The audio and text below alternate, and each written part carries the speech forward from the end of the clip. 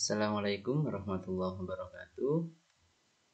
Hari ini kita akan mempelajari trigonometri kembali. Yang akan kita bahas adalah materi tentang aplikasi dari segitiga siku-siku, di mana nanti kita akan belajar yang pertama tentang penyelesaian dari segitiga siku-siku itu sendiri, di mana artinya penyelesaian ini berarti kita harus bisa mencari ketiga sisi dari segitiga tersebut serta sudut-sudut yang ada dalam segitiga tersebut.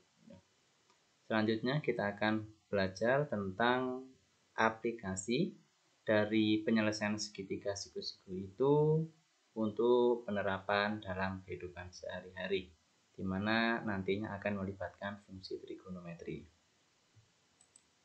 Baik, kita mulai dari contoh yang pertama.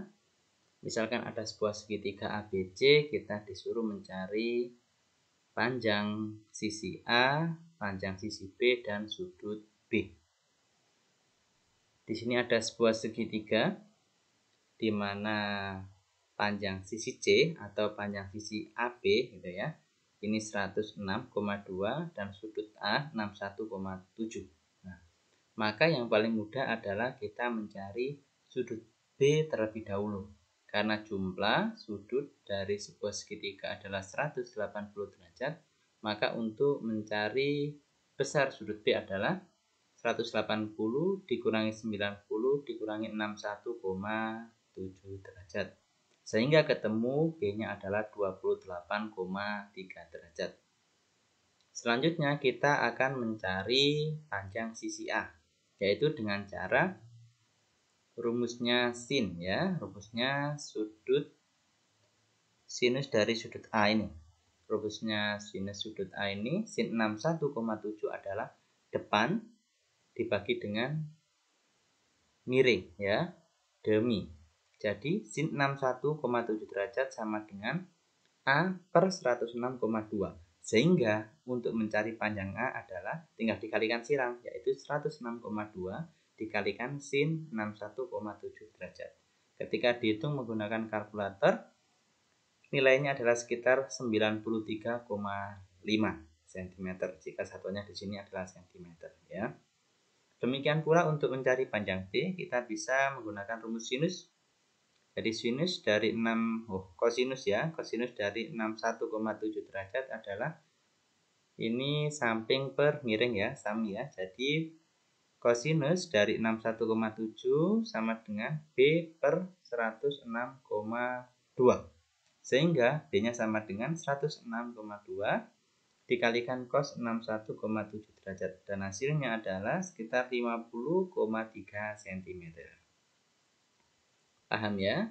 Kita lanjutkan ke contoh nomor 2. Hampir sama persoalannya, yaitu mencari panjang sisi dan juga besar sudut.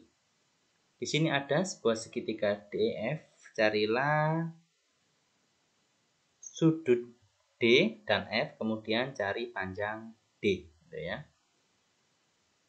Maka kita mencari terlebih dahulu besar sudut D ya. Kita bisa mencarinya dari rumus cos. Kosinus D ini sama dengan samping per miring. Sampingnya berapa? 13, miringnya 23. Sehingga ketemunya adalah sekitar 55,58 derajat. Sudut D sudah ketemu, maka dengan mudah kita bisa menghitung sudut F. Seperti yang awal tadi, bahwa jumlah sudut dalam segitiga adalah 180 derajat, maka karena sudut D dan E-nya sudah diketahui, maka untuk mencari sudut F adalah tinggal 180 derajat dikurangi 90 derajat dikurangi 55,58 derajat. Sehingga ketemu sudut F adalah 34,02 derajat. Karena sudah ketemu sudut D dan juga F, maka tinggal mencari panjang D, yaitu tinggal menggunakan rumus Pythagoras. Gitu ya, paham ya? Tinggal akar 23 derajat dikurangi 13 derajat. 13 kuadrat ya, kuadrat, maaf. Jadi untuk mencari panjang D yaitu akar 23 kuadrat dikurangi 13 kuadrat itu di akar ya. Nanti ketemu hasilnya sekitar 19 cm ya. 18, sekian. Selanjutnya fungsi trigonometri pada berbagai sudut ya.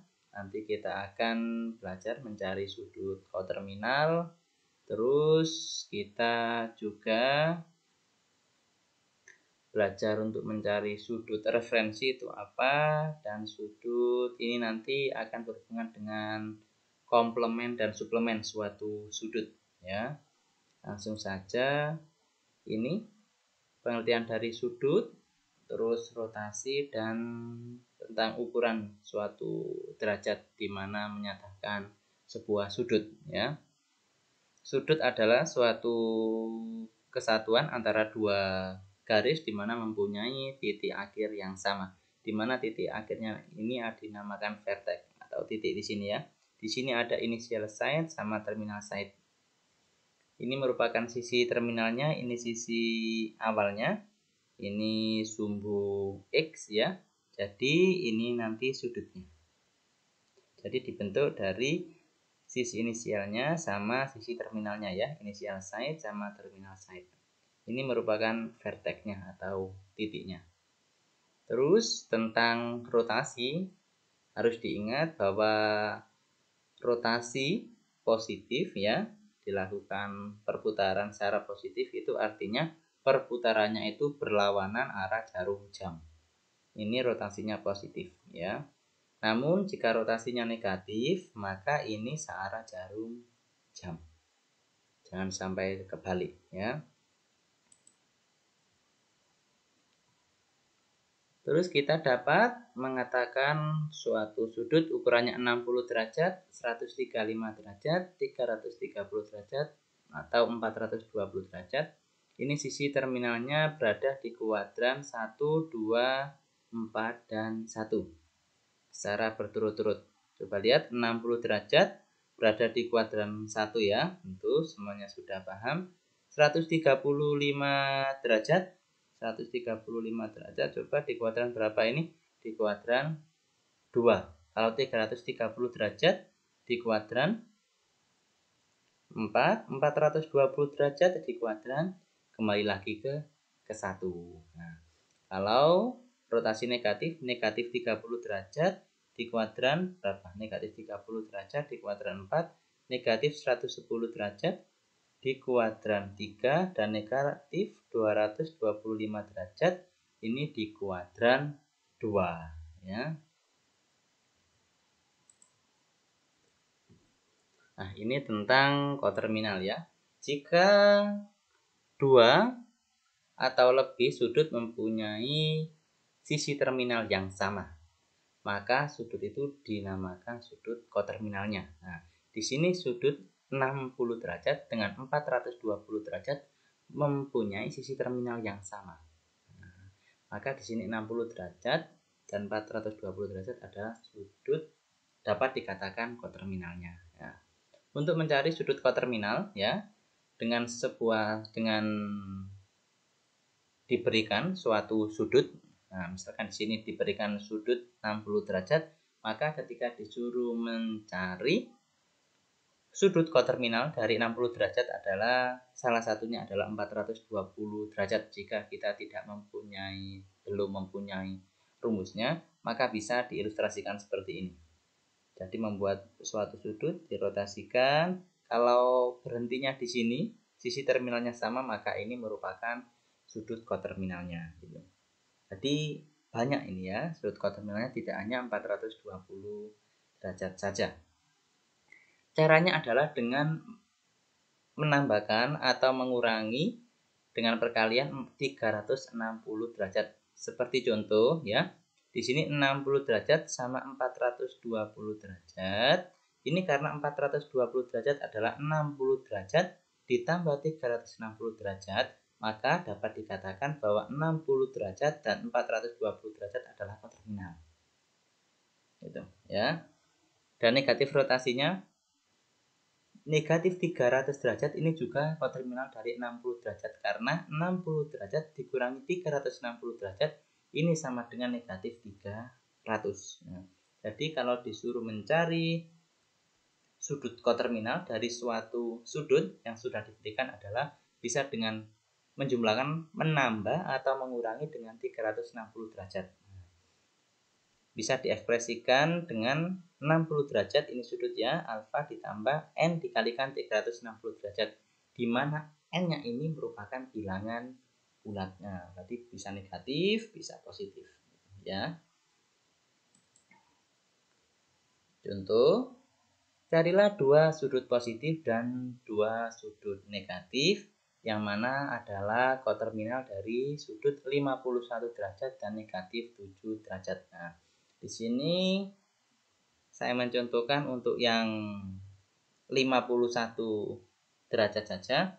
Jadi, untuk mencari sudut koterminalnya dari 51 derajat adalah bisa dengan menambah 360 derajat atau mengurangi. Jadi tinggal 51 derajat ditambah 360 derajat, 411. Maka di sini adalah koterminal. Nah, salah satunya ya. Bisa juga dengan menjumlah, namun n-nya ini 3. N-nya tadi kan bilangan bulat ya. Jadi boleh 1, 2, 3, negatif 1, negatif 2, negatif 3, dan seterusnya. Ini salah satunya saya ambil 3, maka nanti ketemu 1131 derajat. Ini juga koterminalnya. Demikian pula dengan mengurangi 360 derajat, jadi 51 derajat dikurangi 360 derajat. Nanti hasilnya negatif 309 derajat. Ini juga koterminalnya ya. Dan yang terakhir adalah salah satu contohnya ini 51 derajat dikurangi 2 dikalikan 360 derajat, yaitu negatif 669 derajat. Nanti bisa dicoba untuk yang B, negatif 7 derajat. Jadi bisa menjumlah dengan dengan 360 derajat atau mengurangi ya. Salah satunya berarti nanti koterminal dari sudut negatif 7 derajat adalah negatif 7 derajat ditambah 360 derajat. Berarti berapa? Jadi 353 derajat. Dan yang lainnya bisa dicari sendiri nanti ya. Suatu sudut dapat diklasifikasikan, dikelompokkan menurut ukurannya ya. Di sini ada sudut lancip, yaitu sudut yang terletak antara 0 derajat sampai 90 derajat. Terus sudut siku-siku 90 derajat, sudut tumpul 90 derajat sampai 180 derajat antara ini ya. Dan sudut lurus adalah 180 derajat. Terus tentang sudut komplement dan sudut suplemen. Dikatakan komplement ketika dua sudut itu jumlahnya adalah 90 derajat. Atau sudut saling berpenyiku. Nah, sudut saling penyiku ini dinamakan sudut komplement. Nah, contohnya adalah ini sudut yang saling komplement, sudut 10 derajat sama 80 derajat. Nah, ini ketika dijumlahkan adalah 90 derajat. Jadi ini saling komplement. Kalau suplemen itu jumlahnya 180 derajat, sudut berpelurus ya, saling pelurus. Jadi contohnya adalah 45 derajat dengan 135 derajat. Nah, jadi yang diingat ketika komplement itu siku-siku ya, saling penyiku berarti jumlahnya 90 derajat. Kalau yang suplemen itu lurus, jadi jumlahnya 180 derajat. Jadi jangan sampai kebalik. Kalau komplement 90, kalau suplemen 180, seperti itu ya. Di sini kita bisa menggunakan fungsi untuk menyatakan besarnya suatu sudut ya. Ini ketika kita buat sebuah lingkaran dan kita buat sebuah garis di mana ini merupakan sisi terminalnya ya. Misalkan di sini P, dinyatakan di P. Di sini berada di kuadran kedua, kuadran ketiga, dan kuadran keempat. Nah, di sini titiknya P adalah terletak di titik X, Y ya. Jadi nanti ini terbentuk sebuah segitiga siku-siku ya. Seperti di sini sudutnya theta dan sisi sampingnya theta adalah X, depannya adalah Y, dan sisi miringnya adalah R gitu ya. Di sini perlu diketahui bahwa nilai X-nya ini bisa negatif, bisa positif ya. Ketika di kuadran 2 maka X-nya di sini nanti adalah negatif ya. Kalau Y-nya di sini adalah positif, kalau R-nya ini selalu positif ya, R-nya ya, dengan cara apa? Pitagoras ya, sisi miringnya. Kalau di kuadran 3 ini bagaimana untuk X-nya ini negatif, untuk Y-nya juga negatif ya, R-nya positif. Kalau di kuadran 4 ini X-nya positif dan Y-nya negatif ya, untuk R-nya ini positif. Nanti akan berhubungan dengan nilai 6 fungsi trigonometri di 4 kuadran, kuadran 1, 2, 3, dan 4 ya. Karena dengan dibuat sisi terminal seperti ini, di sini ada sisi X, sisi Y, dan sisi R, maka 6 fungsi trigonometri dapat dinyatakan dalam bentuk seperti ini. Sin tetanya Y per R, cos theta X per R, tan theta Y per X, kosekan theta R per Y, kebalikan dari sin ya. Sekan theta R per X, kebalikan dari cos, dan kotan theta adalah X per Y, kebalikan dari tan theta. Maka berhubungan dengan nilai 6 fungsi trigonometri, di mana di kuadran pertama ini semuanya bernilai positif, tidak ada yang negatif karena di sini nilai X-nya positif, Y-nya juga positif, otomatis R-nya pun juga positif ya. Kalau di sini yang positif hanya sin saja, untuk yang cos sama tan ini negatif. Kalau sinnya positif maka kebalikan dari sin apa? Kosekan juga positif gitu ya. Terus yang di kuadran 3 yang positif adalah tan. Sedangkan yang sin sama cos adalah negatif. Sedangkan yang di kuadran 4 adalah cos yang positif, sin sama tan ini negatif. Paham ya? Di sini ada positif-positif, negatif-positif ini menyatakan nilai suatu sisinya, banyak sisinya X, Y-nya. Jadi ini kalau positif-positif berarti sisi X-nya positif, sisi Y-nya juga positif. Kalau negatif-positif berarti X-nya negatif, Y-nya positif. Kalau negatif-negatif berarti X sama Y-nya negatif. Kalau positif-negatif berarti X-nya yang positif, Y-nya yang negatif. Karena terletak di sini ya, X-nya ini positif, Y-nya negatif. Jadi untuk nilai fungsi trigonometri dapat positif, dapat negatif, juga bisa 0 ya. Tergantung sisi terminalnya letaknya di mana. Contoh soal nomor 2, carilah 6 fungsi trigonometri pada setiap sudut.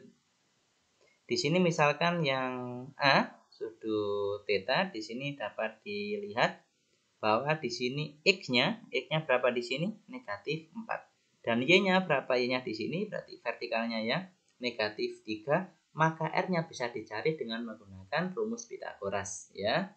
Jadi ketemunya akar 25 atau 5 gitu ya. Maka bisa digunakan untuk mencari nilai 6 fungsi trigonometri ya. Sin tetanya Y per R ketemu negatif 3/5, ini karena di kuadran berapa ini? Di kuadran 3 ya. Di kuadran 3 itu yang positif adalah tan.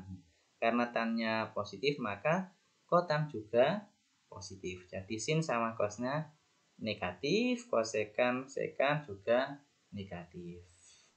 Untuk B dan C bisa dicoba sendiri ya. Jika ada kesulitan nanti bisa didiskusikan bersama. Terus 6 fungsi yang saling berkaitan ini sudah dijelaskan di materi sebelumnya ya. Jadi ketika kita sudah mengetahui satu nilai fungsi trigonometri saja, misalkan sin tetanya saja, maka otomatis 5 nilai fungsi trigonometri yang lainnya bisa kita dapatkan. Contohnya seperti soal nomor 3, diberikan suatu nilai tan theta negatif 2/3 dan theta berada di kuadran kedua.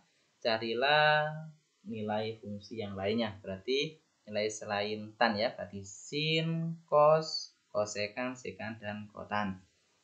Kita ingat bahwa untuk rumusnya tan theta adalah D saya depan per samping. Berarti di sini depannya sisinya 2, sampingnya adalah negatif 3 karena di kuadran 2 ya. Di kuadran 2 ini nilai X-nya ini negatif, yang Y-nya ini positif ya. Jadi kita cari R-nya terlebih dahulu, sisi miringnya yaitu akar 13 menggunakan Pitagoras ya. Sehingga ketemu sin tetanya 2 akar 13 per 13, cos tetanya negatif 3 akar 13 per 13, tan tetanya negatif 2 per 3, dan seterusnya. Paham ya? Terus ini sudut referensi ya, reference angle, tentang untuk ukuran sudutnya 30 derajat, 45 derajat, dan 60 derajat ini ya, yang sudut istimewa. Jadi sudut referensi ini modelnya adalah sebuah sudut lancip yang dibentuk oleh sisi terminal dan sumbu X atau sudut lancip terkecil ya. Misalkan di sini sudut lancip pasti sudut lancip ya. Misalkan di sini adalah sebuah garis P ya, di titik P di sini. Maka di sini adalah sudutnya bisa dibentuk dari sumbu X yang sini. Misalkan di sini kan besarnya 150 derajat. Tetapi kalau dari yang sebelah kiri maka besarnya 30 derajat. Nah, karena definisi dari sudut referensi adalah sebuah sudut lancip. Sudut lancip berarti antara 0 dan sampai 90 derajat ya, 0 dan 90 derajat, maka yang dinamakan sudut referensi adalah yang 30 derajat. Jadi bukan yang 150 derajat. Nanti karena kita mengetahui adanya sudut referensi, maka nantinya akan sangat berguna, bermanfaat untuk mencari nilai fungsi trigonometri untuk sudut-sudut yang besarnya sangat besar, misalkan di atas 360 derajat gitu ya. Misalkan contoh di sini, carilah sinus, kosinus, dan tangen untuk sudut 225 derajat. Nah, maka dari sudut ini kita bisa mencari sudut referensinya, yaitu 225 derajat dikurangi 180 derajat. Dan nantinya ketemu 45 derajat. Nah, maka kita mencari nilai sinus, kosinus, dan tan dari 225 derajat. Ini sama aja dengan mencari sinus, kosinus, tangen 45 derajat. Nah, nanti tinggal untuk nilai positif dan negatifnya kita mengingat dengan adanya kuadran. Kalau di kuadran 1 semuanya positif, kuadran 2 yang positif sinus, terus yang kuadran 3 yang positif tan, yang kuadran 4 cos ya. 225 derajat ini di kuadran ketiga. Karena di kuadran ketiga berarti yang nilai positif adalah yang tan ya. Jadi sinusnya, sinus 45 derajat berapa kan? Setengah akar 2. Karena di sini di kuadran 3 maka negatif. Negatif setengah akar 2. Cos 45 berapa? Setengah akar 2, karena di kuadran 3 maka negatif. Negatif setengah akar 2. Sedangkan tan 45 derajat adalah 1, karena di kuadran 3 jadi positif. Jadi ketemunya seperti ini. Sin 225 derajat negatif setengah akar 2 sama dengan cos 225 derajat, dan tan 225 derajat ini sama dengan 1. Ya, mungkin itu saja untuk materi hari ini. Jika ada yang kurang paham bisa ditanyakan, kita diskusikan bersama-sama. Semoga bermanfaat, kurang lebihnya mohon maaf. Terima kasih. Wassalamualaikum warahmatullahi wabarakatuh.